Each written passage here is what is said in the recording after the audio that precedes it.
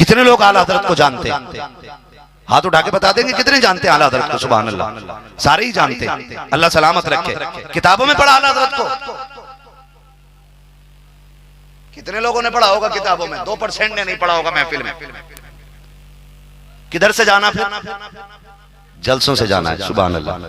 जो लोग ये बात करते हैं ना जलसे बंद कर देने चाहिए, मैं कहता हूं जलसे अगर बंद हो गए ना तो आप जो है ना बुजुर्गों की जो उनकी जिंदगी है ना तो आप 2% लोगों तक पहुंचाएंगे, बाकी 98% लोगों तक जो दीन पहुंचता है वो मिंबर से पहुंचा करता है। ये जो जलसे कराए जाते हैं ये रायगा नहीं जाते, इन्हीं जलसों की बरकत होती है जो सरों पे टोपियां नजर आती है। इन्हीं जलसों की बरकत होती है जो हमारे बच्चों को बुजुर्गों के नाम याद हो जाते हैं। इन्हीं महफिलों की तो बरकत होती है जो आज आला हजरत का नारा एक जवान उठ के लगा के कहता है इश्क मोहब्बत, कौम चीख के कहती है आला हजरत आला हजरत। ये कहां से सीखा हमने? जलसों से सीखा है। तो अल्लाह का शुक्र है हम सब आला हजरत को मानने वाले लोग हैं, लेकिन पढ़ें आला हजरत को। हर रज़वी से कहना चाहता हूं, सिर्फ नारा लगा लेना काफी नहीं है, आला हजरत को समझना भी जरूरी है। आला हजरत कैसे आलिम है? तकरीबन 1300 से ज्यादा किताबें आला हजरत ने लिखी हैं। बोले सुभान अल्लाह। कितनी? आज 3 किताबें लिखे ना यूं कलर करके बैठता मुसन्निफे कुतुबे कसीरा। सही है, सूपा मार के लंबा चौड़ा मुसन्निफे कुतुबे कसीरा, जबकि चुराई होती है उसने बहुत सारी किताबें दूसरों की कसीरा। अल्लाह, इधर उधर से चुरा के किताब लिख रहा। और आला हजरत 1300 से ज्यादा किताब लिखने वाली जात, और सुन्नतों का ऐसा आमिल जो सोता भी था तो मोहम्मद बन के सोया करता था। जो बोलता था तो उस अदा को नजर में रखता था जो अदा मेरे मुस्तफा को प्यारी लगती है। जिसके चलने का हुनर यह था कि वो इस अंदाज में चलता था कि हुजूर जिसको पसंद करते हो मुझे चलने में भी वो अंदाज चाहिए। जिसके कलम के चलने में भी ये लिहाज रखा जाता था कि मुस्तफा की सुन्नत के खिलाफ कोई तहरीर ना हो जाए।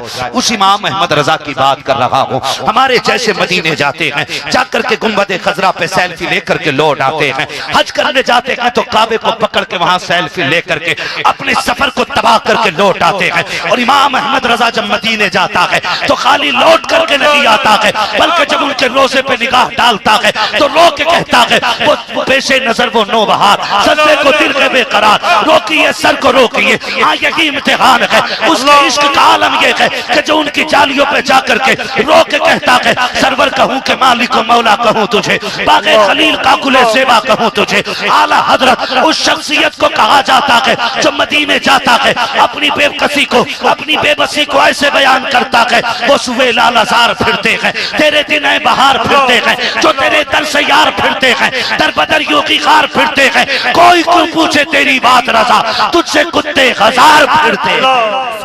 नाराए तकबीर, नाराए रिसालत, मसलके आला हजरत, फैज़ाने आला हजरत, जश्ने औलियाए किराम। वहाबड़ों की तो मैं बात ही नहीं करना चाहता, इससे तो मनहूस नाम कायनात में कोई हो ही नहीं सकता। हाँ जबान खराब हो जाए, मुंह मकरू लगने लगता है, इनका नाम ले लो तुम। लेकिन जहर का पता भी तो होना चाहिए ना, जहर है अगरचे मार डालता है लेकिन जहर का पता होना चाहिए। ये जूते पहन के मदीने में टहलने वाली मरदूद कौम, हुजूर की जालियों पे जूते रख के सिगरेट पीने वाले कुत्ते, इनका एतराज होता है हुजूर होते तो हमें दिखाई ना देते। मैंने कहा तुझ जैसे गंदे को दिखाई नहीं देते, अगर जाने वाला बरेली का अहमद रजा हो तो मुस्तफा जलवा दिखा दिया करते हैं। तेरे जैसे को मैं 6 महीने से यहीं ड्यूटी कर रहा हूं, आज तक मैंने हुजूर को नहीं देखा। तो मैंने कहा तू अकेला बात कर रहा है, उनके दरवाजे पे 40 खड़े रहे, हुजूर निकल आए, 40 को दिखाई नहीं दिए, तो तेरे जैसे कौवे को कहां से हुजूर नजर आ सकते हैं? है ना? हम आला हज़रत पे बात कर रहे हैं, वो आला हज़रत जो मदीने जाए तो हुजूर को देख के आ रहे हैं और देख के कह रहे हैं तू जिंदा है वल्ला। जिनका ये अकीदा वही बोले तू जिंदा है वल्ला, तू जिंदा है वल्ला। मेरे चश्मे आलम से छुप जाने वाले अखलाक बेहतर करे। मैं उस इमाम की बात कर रहा हूं, इतना बड़ा इमाम और इतना बड़ा अल्लामा अगर हदीस पे कलम उठा दे तो अपने वक्त का इमाम बुखारी का शागिर्द नजर आए, अगर फिक़ा पे कलम चलाए ना तो फिर इमाम आज़म का शागिर्द अरशद नजर आए। हाँ, इतना बड़ा अल्लामा अगर इश्क में बोले ना तो फिर अपने वक्त का जामी लगता है। अगर नात लिखने पे आ जाए तो अपने वक्त का हसान बन जाता है। इतनी अजमतों वाला इमाम, लेकिन सुने आप बैठे हुए, आपके घर में एक खादिम था, एक बच्चा, वो सरकार आला हज़रत का खाना लेकर के आता था। है तवज्जो भाई, अल्लाह करे ये दिल सबके हो जाए, बस बहुत गौर से सुनिएगा, अल्लाह करे दिल बदल जाए। अगर दिल बदल गए तो फिर दुनिया बदलने में देर नहीं लगेगी। अगर दिल नहीं बदले तो फिर कुछ भी कर लो, कपड़े बदलने से कोई रुतबे बुलंद नहीं होते। दिल बदलोगे तो अल्लाह के करीब हो जाओगे। आला हज़रत सरकार बैठे हुए, बच्चा खाना लेकर के आता था। एक दिन खाना लेट लेकर के आया, आला हज़रत ठहरे पठान, और फिर पठानों का गुस्सा नाक में। ये पठान ही कैसा कह सकता है, बाकी कोई और नहीं। किलके रजा है खंजरे खुखार बर्कबार, आधा से कह दो खैर मनाए नशर करे। ये तेवर एक पठान ही का हो सकता है, और किसी का नहीं हो सकता है भाई। हाँ, आला हज़रत को आया गुस्सा, खाना लेट लेकर आला हज़रत ने मार दिया थप्पड़। अब थप्पड़ तो मार दिया, ख्याल आया गलती बच्चे की क्या थी यार, घर से देर मिला होगा ना खाना, इसलिए लेट लेकर के आया। रमजान शरीफ का महीना, जब रमजान शरीफ का महीना, तरावी के बाद का वक्त था, आप खाने के लिए बैठे, बच्चा लेट खाना लेकर के आपने थप्पड़ मार दिया। बच्चा रोता हुआ चला गया ना, तो आपने फरमाया अपने शागिर्दों से जो बैठे हुए थे, जाओ उस बच्चे को तलाश करके लाओ। कहा क्यों? कहा मुझे बड़ी बेकरारी हो रही है, मुझे उस बच्चे को मारना नहीं चाहिए था, मैंने गलत मार दिया। ये एहसास पैदा हो जाए, गुनाह हो जाए तो फिर बंदा आदम की औलाद है ना, इंसान है हम लोग। लेकिन जुर्म इतना बड़ा गुनाह नहीं होता जितना बड़ा जुर्म ये होता है कि गुनाह के बाद बंदा तौबा ना करे।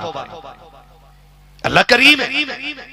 आपको लगा कि मैंने गलत मार दिया बच्चे को, आपने कहा जाओ बुला के लाओ। अल्लामा बिहारी जफरुद्दीन बिहारी को भेजा, जाओ तलाश करके लाओ। अल्लामा जफरुद्दीन बिहारी गए, जाके तलाश करके आगे, बच्चा कहीं नहीं मिला। जब बच्चा नहीं मिला, खाना आगे रखा रहा। आपसे कहा अल्लामा जफरुद्दीन ने, हुजूर खाना खा लेना। कहा नहीं, खाना हलक से नहीं उतर रहा, पहले उस बच्चे से बात करूंगा, उसके बाद खाना खाया जाएगा। अल्लाह अकबर, तारीख का वाक़ है। मैं हुजूर के सहाबा का जिक्र नहीं कर रहा हूँ, बरेली के अहमद रजा के अखलाक का जिक्र कर रहा हूँ। आज 4 किताबें पढ़ने के बाद किसी की ऊंची आवाज सुनना गवारा बंदा नहीं करता है। सरकार आला हज़रत की जिंदगी देखी है, आपने कहा जब तक बच्चे से बात नहीं हो जाती तब तक अहमद रजा खाना नहीं खाएगा। फिर वही बच्चा लेकर के शहरी में जब खाना आ रहा है, तब सरकार आला हज़रत की बारगाह में आकर के कहा था, लीजिए हज़रत खाना लेकर के आ गया हूँ। मेरे इमाम ने हाथ पकड़ा और कहा, बेटे तू रात भर कहाँ रहा था? सरकार आपने थप्पड़ मार दिया था, मैं कोने में जाकर के लेट गया था, रोते रोते आंख लग गई थी। हजरत जी मैं अब खाना लेकर के आ गया हूँ, खाना खा लीजिए। आला हजरत ने कहा नहीं, हमें खाना नहीं खाना है।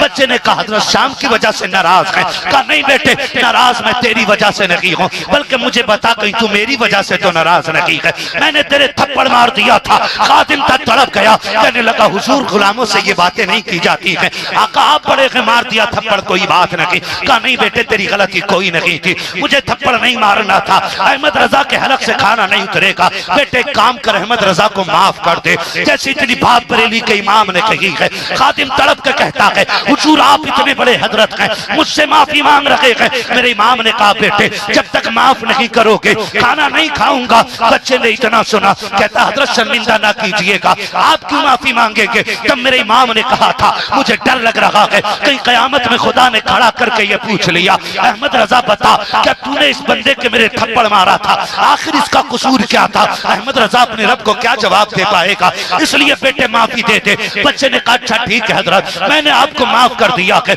आला हज़रत फिर गर्दन झुकाए बैठे हैं। कहा आप तो खाना खा लीजिए। कहा नहीं बेटे, अभी माफी मुकम्मल नहीं हुई है। कहा फिर मेरे इमाम ने घुटने जमीन पे रखे हैं और बच्चे के आगे घुटनों के बल बैठ के कहा था, बेटे आ, जैसे मैंने तेरे थप्पड़ मारा है वैसे तू मेरे थप्पड़ मार ले। उसकी चीख निकल जाती है। सरकार इतने उलमा का उस्ताद हो, अपने वक्त का आला हजरत हो, बड़े बड़े फुकहा जिसके कदमों में आके बैठा करते हो, वो आज थप्पड़ की बात कर रहा है। हुजूर हिम्मत नहीं हो रही है, इतने बड़े आलिम के मुंह पे मैं थप्पड़ मारूं, मेरी हैसियत क्या है? सरकार आला हजरत ने रो के कहा था, बेटे दुनिया की शर्मिंदगी आखिरत की शर्मिंदगी के मुकाबले में कुछ भी नहीं है। आज बेटे अहमद रजा को मार ले ताकि कयामत में अहमद रजा को मुस्तफा के सामने शर्मिंदा ना होना पड़े। बच्चा तड़प जाता है, रो के कहता हुजूर मेरी जुर्रत नहीं है। मेरे इमाम ने हाथ पकड़ा, अपने मुंह पे उतनी ही जोर से बच्चे के मुंह हाथ से थप्पड़ लगवाया जितनी जोर से आपने मारा था, और दुनिया को बता दिया लोगों अहमद रजा सिर्फ चादरें चढ़वाने नहीं आया बल्कि मुस्तफा की शरीयत को घर घर में पहुंचाने के लिए। नाराए तकबीर।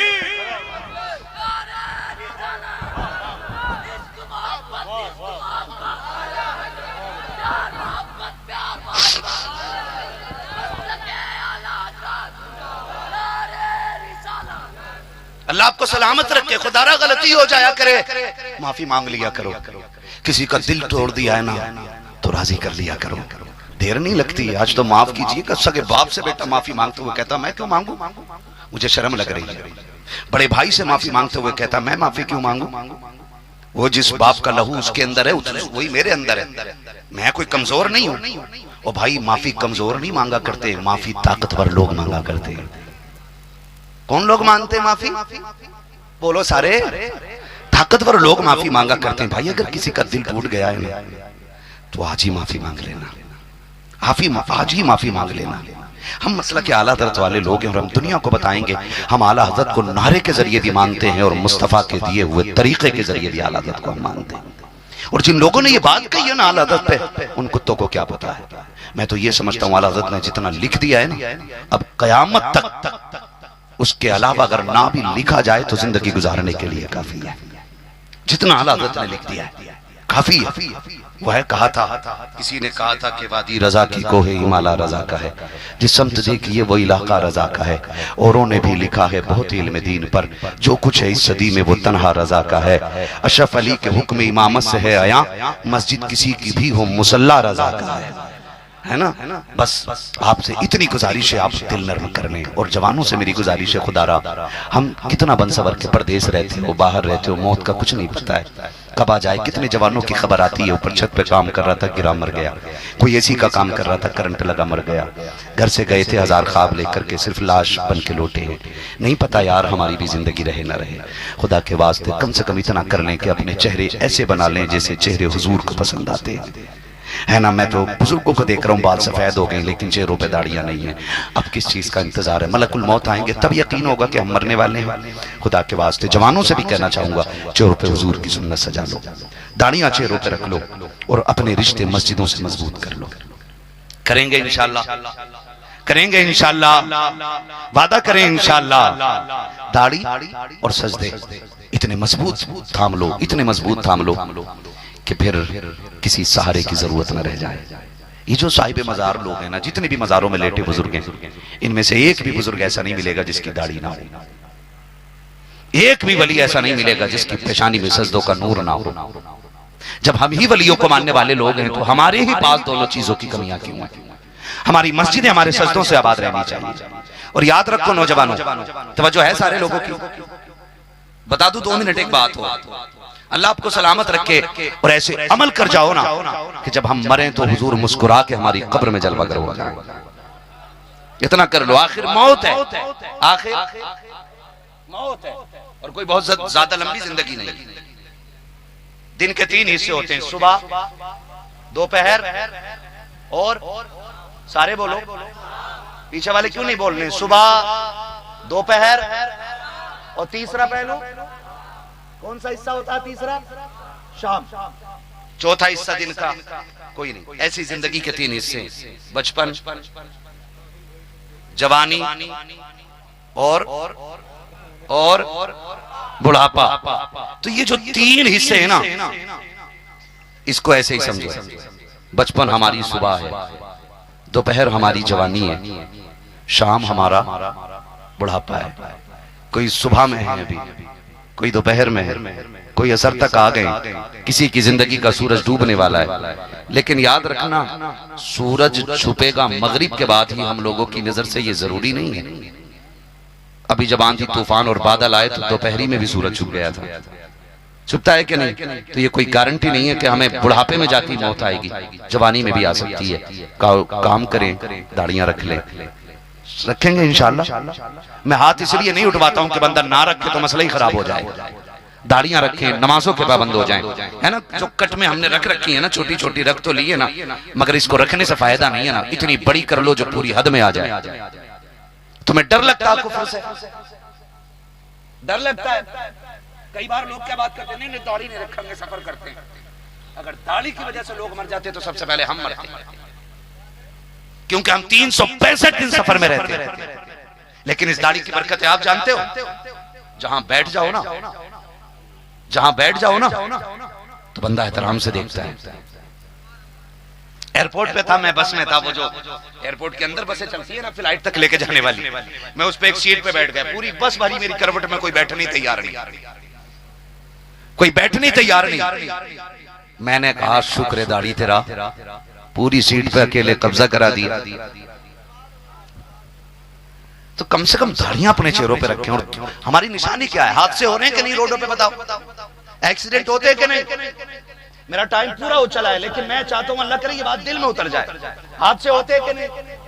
एक्सीडेंट होते, इतने पूरे एक्सीडेंट होते हैं कि लोगों को रोड से कुर्च के साफ किया जाता है, छुटा छुटा के साफ किया जाता है, चेहरे और जिस्म के जुगराफिये बदल दिए जाते हैं, आदमी एक आटे की तरह रोड पर चिपक जाता है। लेकिन लोग क्या करते हैं, कितने अनजान इलाकों में अनजान लोगों का एक्सीडेंट हो जाता है जब उनका कोई पहचानने वाला नहीं होता है।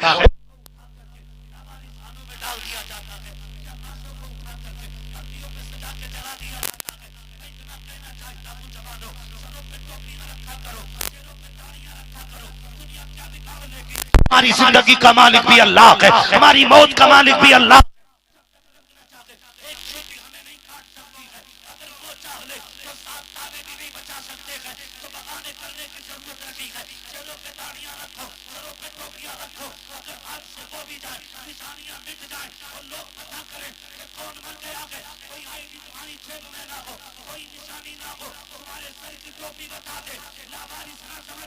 ये वो है जिसका काबे वाला भी वारिस है।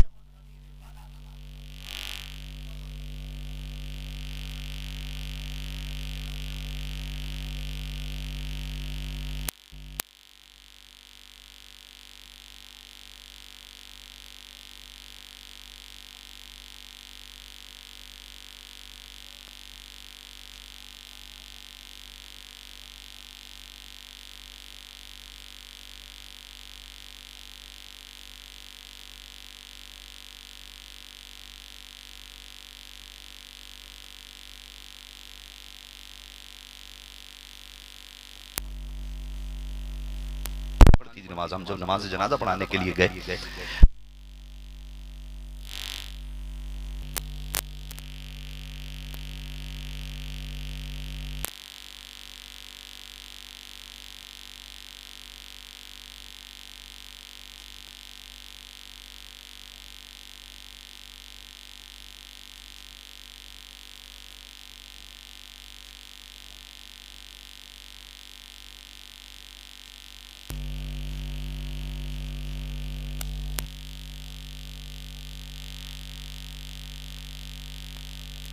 कब्र में जाता है तो एक फरिश्ता कफन से मुंह से कफन हटा के कहता है कि चलो इससे सवाल करें, इसे उठाएं। दूसरा कहता है यार छोड़ो ना, चेहरे की दाढ़ी बता रही है मोहम्मद अरबी की गुलामी करके दुनिया से आ रहा है, यार कम से कम इतना तो कर लो यार, इतना कर लो कि चेहरे की दाढ़ी हमें कब्र में बचा ले।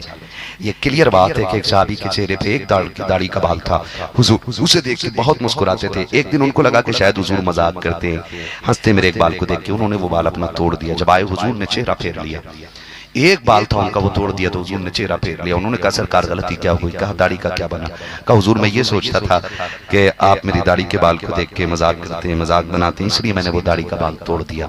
हुजूर फरमाते हैं अब मुझे तेरा चेहरा अच्छा नहीं लगता है। अगर एक बाल सहाबी तोड़ दे, हुजूर चेहरा फेर लें, जो रोज जुमे को अपनी दाढ़ी मूंड के नाली में बहाए और फिर कहे कि मैं नामों से रिसालत का पहरेदार हूँ, हुजूर की इज्जत का पहरेदार हूँ, मैं हुजूर का आशिक हूँ, तो आईने के आगे उसे खड़े होकर 100 बार सोचना चाहिए मैं कैसा आशिक हूँ को रोज सुन्नत को मुंडा के नालियों में बहाता हूँ।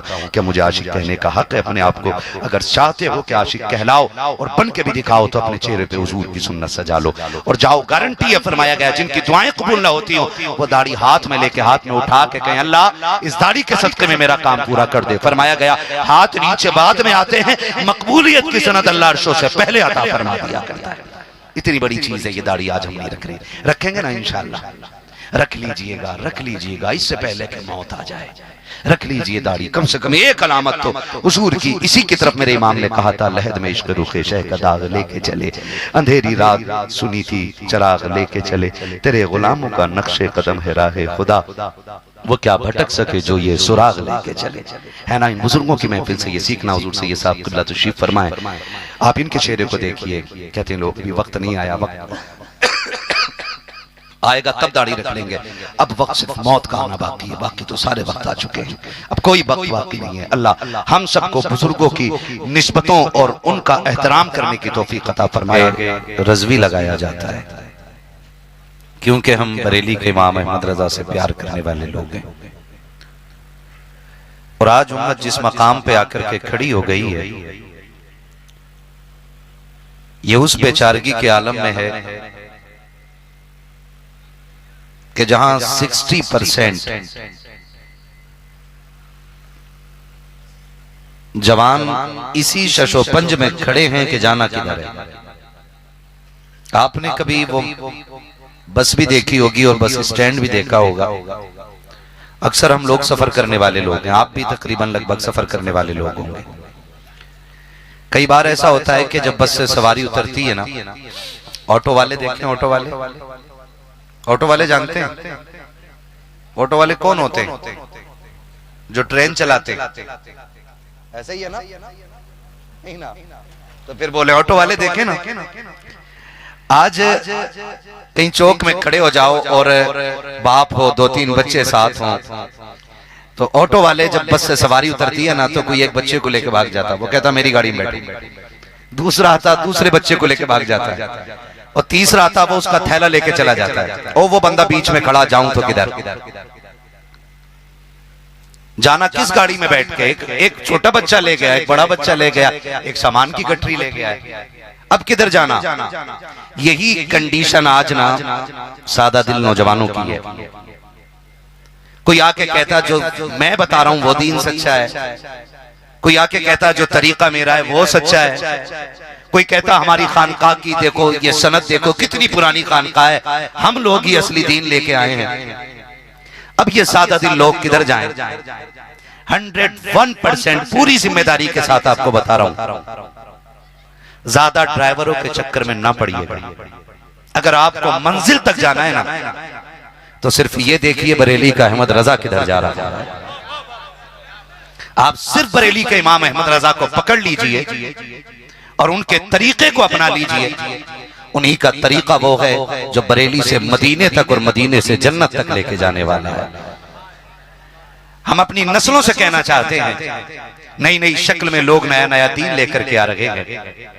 आज सही बात यह है कि हम मस्जिद के इमाम से कम और हजरत गूगल से मसाइल ज्यादा पता करते हैं, सोशल मीडिया से ज्यादा हम दीन सीखने की कोशिश करते हैं। यही वजह है कि अच्छे भले इंसानों के घर में इंजीनियर आ गया, कोई मोहम्मद अली मिर्जा की फिक्र को आगे बढ़ा रहा है इंजीनियर बन करके, किसी घर के अंदर डॉक्टर आकर के घुस गया है।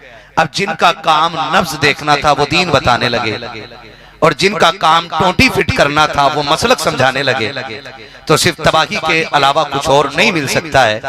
अगर दीन, अकीदा और नस्लें बचानी है तो अपना मरकज बरेली शरीफ को मानिएगा, क्योंकि जो बरेली का फैसला होता है इस दौर में हिंदुस्तान के लिए वही हक फैसला होता है।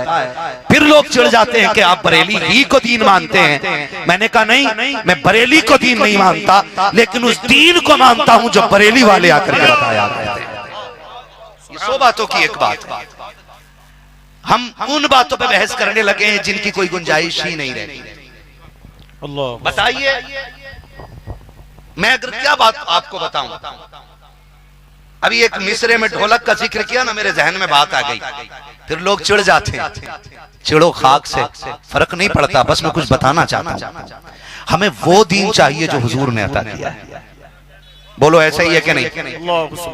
हमें पीर वाला दीन नहीं चाहिए, हमें मुस्तफा जाने रहमत वाला दीन चाहिए। हमारी कोशिश ये होनी चाहिए कि हमारे हाथों में हुजूर का दामन होना चाहिए। हमें वो रास्ते बताओ जो मुस्तफा तक लेकर के चले जाएं। हमें वो राहें दे दी जाएं जिन राहों का ताल्लुक मदीने से डायरेक्ट जुड़ता हो। हमें ये गम और पेच वाली राहों से निकाला जाए। हम इन चीजों से निकल के उन राह पे क्यों नहीं चलते हैं जो राहें हमें मुस्तफा के दामन से जोड़ देती हैं। हमें हो क्या गया है, हम किस डगर पे चलने लगे हैं, हम किस रविश पे चलने लगे हैं। हमारी जहनियतें बिगड़ती जा रही हैं, हमारी नस्लें बर्बाद होती जा रही हैं। आज किसी को इस चीज की फिक्र नहीं है कि उम्मत किस मकाम पे आकर के खड़ी हो गई है। कितनी बेटियों का रोड पर रेप कर दिया जाता है, तब कहां चले जाते हैं ये खानकाहें बचाने वाले लोग। जब किसी गरीब को रोड पर के अपने मजहब के नारे लगवा करके कत्ल कर दिया जाता है, तब कहां चले जाते हैं ये शजरे दिखाने वाले लोग। मुझे बताओ तो सही, वो जो रोड पे मार दिया गया, क्या उसका रिश्ता हुजूर से कुछ नहीं था? वो जिसकी इज्जत लूट ली गई रोड पे, क्या उसका हुजूर से कोई रिश्ता ना था? वो नकाब वाली बेटी जिसका नकाब छीन करके आग लगा दी गई, क्या उसका कोई रिश्ता इस्लाम से नहीं था? याद रखिएगा, कब्र में शजरे नहीं पूछे जाएंगे, कब्र में सिलसिले नहीं पूछे जाएंगे। हश्र में अगर अमल तोला जाएगा, खुदा की कसम, फर्ज इबादत के बाद जो सबसे ज्यादा भारी अमल होगा वो तुम्हारे अखलाक का अमल होगा, तुम्हारे तरीकों का अमल होगा, तुम्हारे दिलों का अमल होगा। अगर तुम्हारे दिल के अंदर उम्मत का दर्द नहीं है तो तुम कुछ भी हो जाओ, एक मोमिन कामिल नहीं हो सकते हो। मोमिन कामिल नहीं हो सकते हो। मोमिन कामिल वही होगा जिसके सीने की आवाज ये होगी, खंजर चले किसी पे तड़पते हैं हम अमीर, सारे जहां का दर्द हमारे जिगर में। नाराए तकबीर, नाराए रिसालत, जश्न औलियाए किराम, मजहबे इस्लाम। वाह वाह वाह। दिल के फपोले जल उठे सीने के दाग से, इस घर को आग लग गई घर के चराग से। हाँ,